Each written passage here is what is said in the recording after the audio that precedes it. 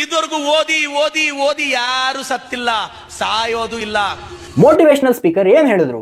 ಓದಿ ಓದಿ ಯಾರು ಸಾಯಲ್ಲ ಅಂತ. ಓದೋದು ಕಾಸ್ ಮಾತ್ರ. ನಾನು ಕಾಸ್ ಜೊತೆ ಎಫೆಕ್ಟ್ನು ಹೇಳ್ತಿದ್ದೀನಿ, ಅದೇ ರಿಸಲ್ಟ್ ಅಥವಾ ಪರಿಣಾಮ. ಪರಿಣಾಮ ಅಂದ್ರೆ ಏನು?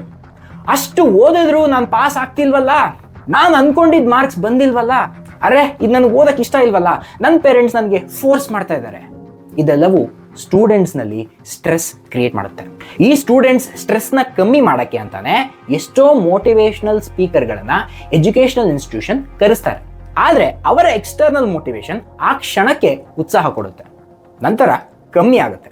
ಇದನ್ನೇ ನಾವು decay effect of external motivation ಅಂತಾನೂ ಕರಿತೀವಿ. ಕೆಲ ಮೋಟಿವೇಶನಲ್ ಸ್ಪೀಕರ್ಸ್ ಕೆಲ ಟೆಕ್ನಿಕ್ಸ್ನ ಯೂಸ್ ಮಾಡ್ತಾರೆ. ಈ ಕ್ಲಿಪ್ನ ನೋಡಿ. ಸೌಂದರ್ಯ ಇದೆ ಅಂತ ತುಂಬಾ ಇದು ಮಾಡ್ತಿರ್ತಾರೆ. ನಿನ್ನ ಆಧಾರ್ ಕಾರ್ಡ್ ಕೊಡಮ್ಮ, ಯಾವನೋ ಕರ್ನಾಟಕದ ಮದುವೆ ಒಬ್ಬ ಹುಡುಗಿ ಮಾತಾಡ್ಕೊಂಡ್ರಂತೆ. ಹುಡುಗ ಕೇಳದಂತೆ, ಚಿನ್ನ ಮದುವೆ ಆಗೋಣ ಅಂತ. ಹುಡುಗಿ ಕೇಳದಂತೆ, ಮದುವೆ ಆಗೋಣ ಕಣೋ, ಆಗ ಮದುವೆ ನಿಂದೊಂದಿನ ನಮ್ದೊಂದಿನ ಅಂತ. ಹುಡುಗಿರ ಆಧಾರ್ ಫೋಟೋ ಇರ್ಬೋದು, ಇಷ್ಟಪಟ್ಟು ಹುಡುಗಿ ಬಿಟ್ಟು ಹೋದ್ಲು ಅನ್ನೋದು ಇರ್ಬೋದು.